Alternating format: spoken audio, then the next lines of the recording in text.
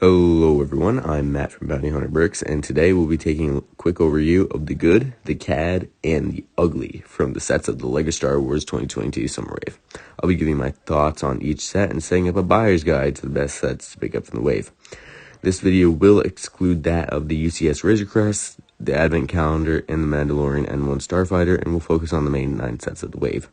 Remember, all ideas and opinions shared in this video are my own, and your opinions may vary. And with that, let's begin. Starting off with the cheapest set of the wave, we have set 40547, ObiWan Kenobi and Darth Vader brickheads. The set retails for $20 US, has 260 pieces, and does not include any minifigures.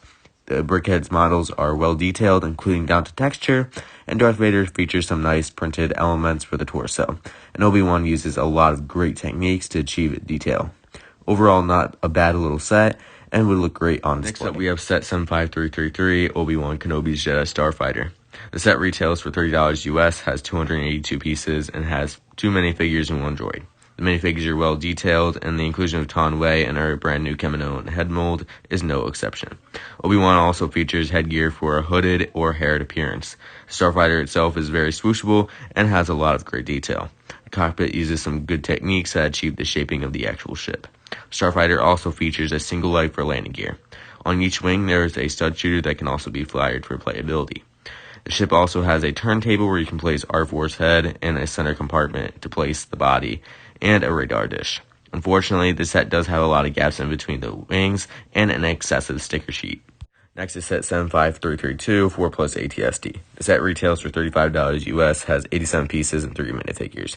The minifigure selection is great, and all the figures are actually exclusive. The speeder included is pretty lackluster and lacking detail. The tree uses some nice specialized elements and a catapult. The ATSD itself is pretty good, and it has some unique elements such as the part making up the head. The legs have a decent range of posability, and you can fit one singular figure into the walker as well. Overall, the set isn't bad for the age demographic, but certainly lacks detail, and for a long shot is completely overpriced. Another controversial set on the list, next up is 75334, Obi-Wan Kenobi vs. Darth Vader.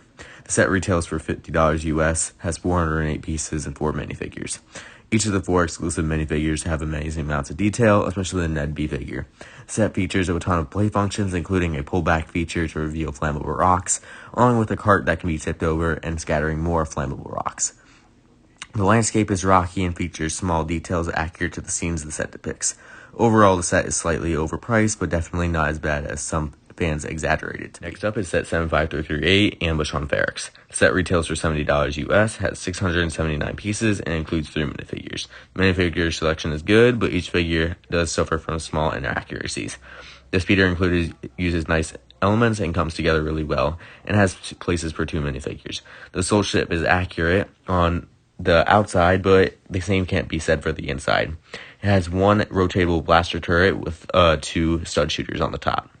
It also has wings that can be folded up into landing position. The cockpit, side doors, and back hatch can all be open for interior access.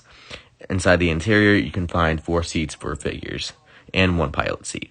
Overall, the set isn't bad, and it is pretty accurate, but some may define it as pricey. Hitting the triple digits, next up is 75335 BD1 Build Droid.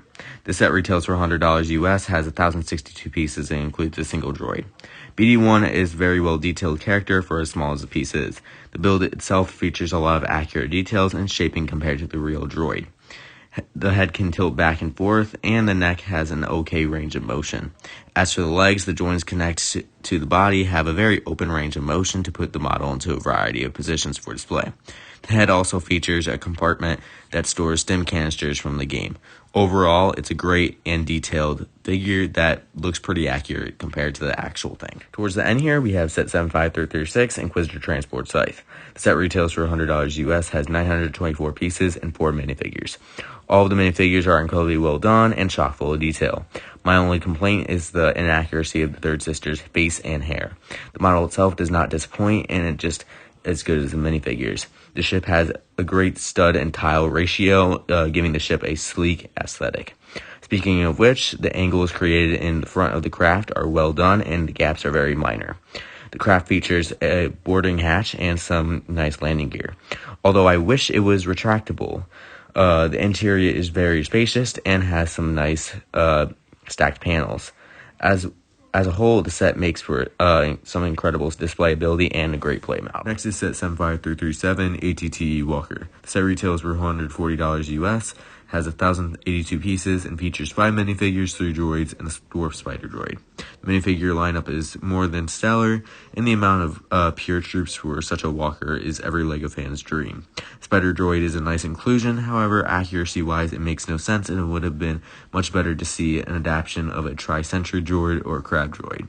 The walker itself has some great ball joint mounted cannons and a rotating cannon on top with 2 studded shooters in place for a gunner.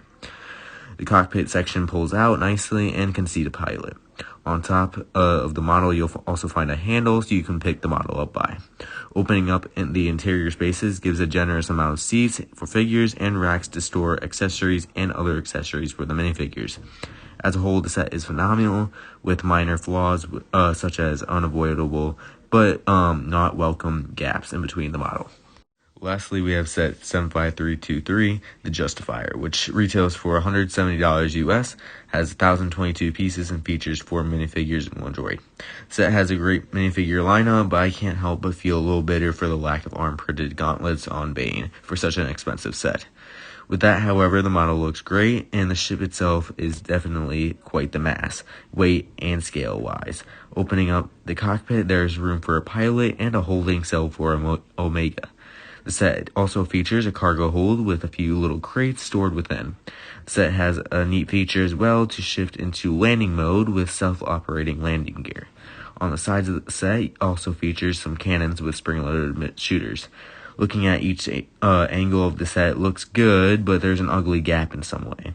The set isn't too bad at all, but considering some of the flaws, it makes you feel slightly disappointed for the hefty price you're paying for. With my thoughts shared on each set, here's my ranking of least likely to most likely you should pick. 9th place goes to the ObiWan Kenobi and Darth Vader brickheads. Great set, but as something non-minifig scale, it's not very interesting. 8th spot goes to the 4+ ATST Walker. Actually not a bad set and not bad minifigures, just overly misjudged for age demographic and price. 7th place goes to BD1. Not at all a bad set, but for playability, obviously it's lacking because it's a display set. 6th on the list goes to the Ambush on Ferrex. It's a great set, but lacks certain things portraying to playability. ObiWan Kenobi vs. Darth Vader takes 5th place. The set is accurate and full of play functions. It was a hard choice, but 4th place goes to the ObiWan Kenobi's Jedi Starfighter. The set does its job well and looks pretty good too. And 3rd, we have the Justifier, a great set for sure, but its flaws make it less enjoyable. 2nd place goes to the ATTE Walker. Unbiasedly, the set as a whole is perfect and its few flaws are forgivable. And taking the #1 spot on the podium, we have the Inquisitor Transport Scythe, an incredible set with great value, playability, and of course display possibility. But what do you think? Do you agree or disagree? Did this video prove helpful for you? Comment down below, and if you did enjoy, please subscribe. It's totally free and my channel runs on your support. That's going to do it for this video, and I'll see you guys on the next one. You scoundrels. Hey y'all, just wait a second before you click off. I wanted to take a second to say the official Bounty Hunter Bricks Discord is open for members. Be sure to click the invite in the description below. Are you enjoying the content? Please fill out the BHP viewer feedback form. Answer a few questions and help me become a better creator. Links in the description. With that, that'll do it. Later.